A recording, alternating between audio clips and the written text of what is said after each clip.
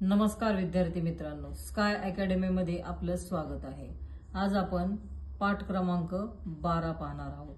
त्यामध्ये आपण इंग्रजी विषयाचे काही महत्त्वाचे नियम पाहूयात। नियम क्रमांक 1, पास्ट टेन्स मध्ये वॉज वेअर म्हणजेच होता होते।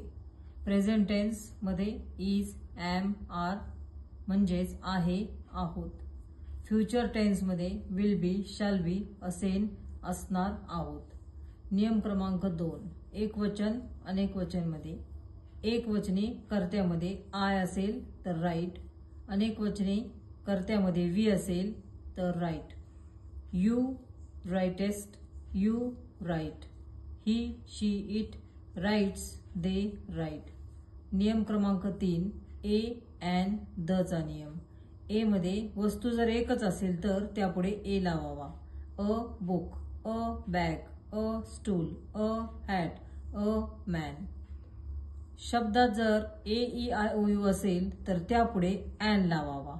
N apple, an aeroplane, an elephant, an inkpot, an owl, an umbrella. The चा नियम। द महत्वाची व्यक्ती आणि जगात एकमेव असणारी गोष्ट असेल तर त्यापुढे टी द लावावा।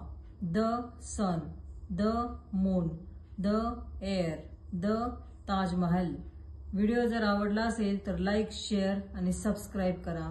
थँक्यू।